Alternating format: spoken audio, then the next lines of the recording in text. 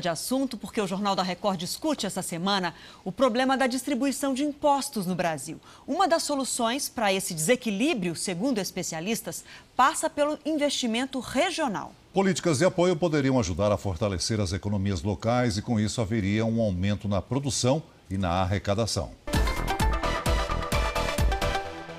São mais de 3 toneladas de alimentos produzidas diariamente para abastecer 12 restaurantes no Distrito Federal e um no Rio de Janeiro. O grupo prevê abrir mais 2 lojas em Goiás até dezembro, mas nem sempre foi assim. Começou a clientela com as nossas 3 mesinhas. Passamos para 5, com essa demanda muito grande, a gente comprou um restaurante. Como todo empreendedor, Maria Luísa vive a dificuldade de pagar vários tributos para manter a empresa. Da minha despesa, em torno de 30% é com imposto, os impostos, né? E você não tem praticamente retorno nenhum, né?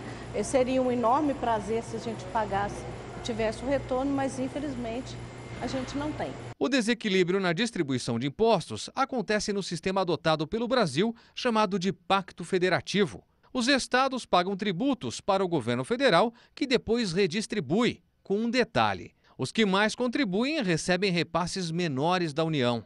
Quando uma empresa cresce, como esse restaurante, há um efeito multiplicador. Aumenta o número de funcionários, de fornecedores e de produtos para atender aos clientes. Mas nem todos conseguem ter o mesmo sucesso e alguns precisam de ajuda.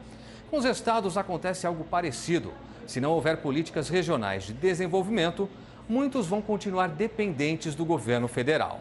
Sem apoio, o crescimento de muitos negócios em estados mais pobres fica limitado.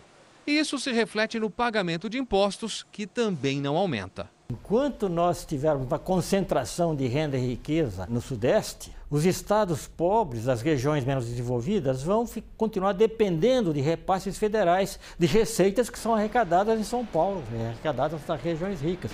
Esta empresária, dona de uma rede de lojas de bombons com recheio de frutas regionais, fala das limitações que encontra para exportar o que produz. É muita burocracia, muito preenchimento de documento, de papel, mas na verdade não chega no que a gente quer, entendeu? Nos Estados Unidos, o governo federal também transfere recursos para os estados, principalmente para investimentos em programas sociais. Segundo a Embaixada Americana no Brasil, os governos federal, estadual e local têm autonomia para regular os próprios impostos e, com isso, aumentar a receita. Dessa forma, não existe o desequilíbrio que se vê aqui no Brasil. As indústrias e empreendedores também foram beneficiados. O Congresso aprovou uma redução de 35% para 21% nos tributos no final de 2017. Uma saída aqui para o Brasil seria incentivar a capacidade de produção dos estados, dar apoio a iniciativas como a de Maria Luísa no Distrito Federal e de Ida no Pará. Isso poderia gerar arrecadação e equilibrar melhor a divisão de impostos em todo o Brasil. Isso acaba, de alguma maneira, fazendo com que recursos transitem mais para outros entes federativos e não tanto para aquele estado original.